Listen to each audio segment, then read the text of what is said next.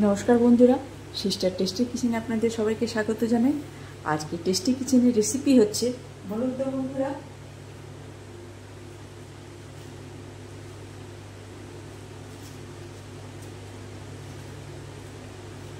এটা কিসের পাতা?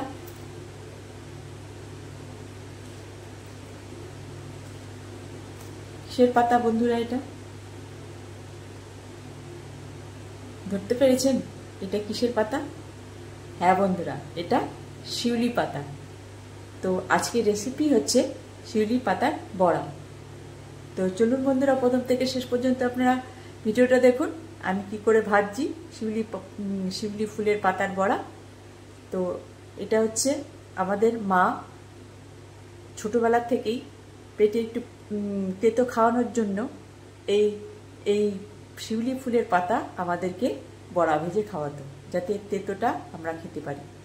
তো চলুন বন্ধুরা, ভালো লাগবে, টেস্টফুল। তো কি করে ভাজছি দেখে নিন। তো আপনারাও সামান্য রেসিপি করে ভেজে খেতে পারবেন। তো চলুন বন্ধুরা, স্টার্ট করছি। ওভেন ধরিয়ে তেল গরম করতে বসিয়ে দিয়েছি। এবারে একে একে ভেজে নেব।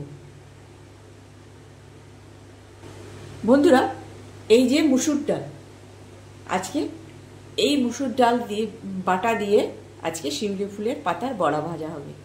তো প্রথমে আমি ডালটা ধুয়ে বেটে নিয়েছি শিলে, কেন কি মিক্সিতে বাটলে এরকম মানে দরদরা মানে খচখচেটা থাকে না, পুরো পেস্ট হয়ে যায়। সেই জন্য আমি শিলে বেটে নিয়েছি। আর নিয়ে নিয়েছি হলুদ, নুন আর লঙ্কা। তো এই দিয়ে আজকে আমি পাতার বড়া ভাজবো। তো এটাই হচ্ছে প্রথমের মানে উপকরণ। বন্ধুরা, শিউলি ফুলের পাতাটা এরকম নিতে হবে, নিয়ে এর ওপরে সুন্দর করে হালকা করে লেয়ার দিয়ে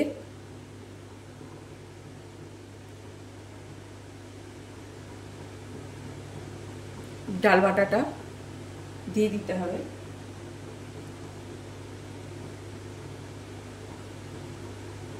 বন্ধুরা, এই যে শিউলি ফুলের পাতা না, পেটের পক্ষে খুব উপকারী। তো ভাবলাম সুন্দর কচি কচি, এটা আমাদের বাড়ির ফুল গাছ, তো একদম সুন্দর পাতা বেরিয়েছে বর্ষার জন্যে। তো এইভাবে একটা পাতা পুরো কোটেড করে ডালটা দিয়ে আটকে নিতে হবে। তারপরে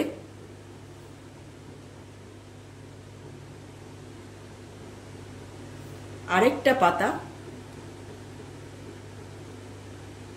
এইভাবে করে আটকে দিলাম। তার উপরে আবার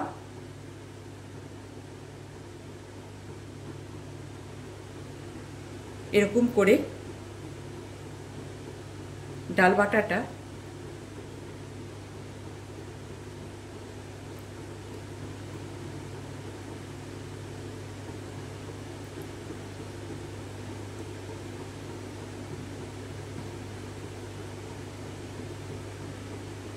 লাগিয়ে দিতে হবে সুন্দর করে, যাতে খুলে না যায়।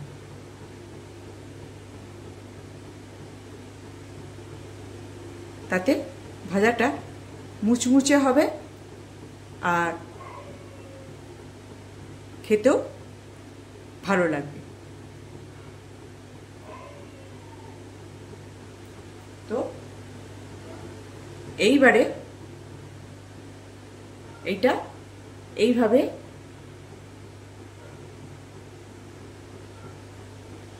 এটা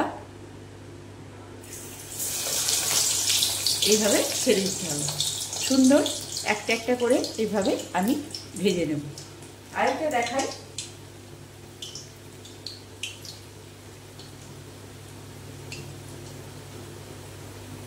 এই যে পাতাটা বন্ধুরা, এটা আমি হালকা আছে ভাজবো, যাতে সুন্দর হয়, মুচমুচে হয়। তো বন্ধুরা, এই যে পাতাটাকে এইভাবে কোটেট করে নেব, যাতে বাচ্চারা বড়রা যাতে বুঝতে না পারে যে তিতোটা, শিউলি ফুলের একটা তিতো ভাব আছে, অনেকের বাচ্চারা না খেতে চায় না। তো আমার মা আর কি আমাদেরকে এত যত্ন করে এইভাবেই যাতে আমরা খেয়ে নিই মুচমুচে সুন্দর বড়া বলে, সেই জন্যে মা আমাদের ঠিক এইভাবে করে পাতাটাকে আটকে দিল। তারপর আরেকটা পাতা ঠিক এইভাবে মানে ওর ওপরে উবুর করে দিই, মানে একটা পাতা আমি চিৎ করে দিলাম আর আরেকটা পাতা আমি উবুর করে দিলাম।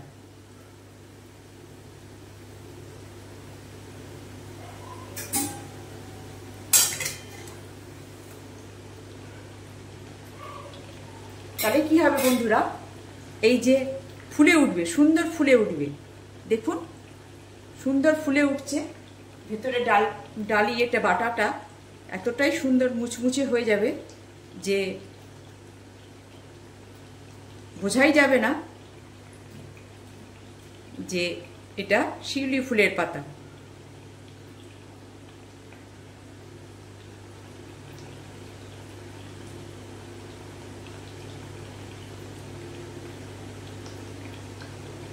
ঠিক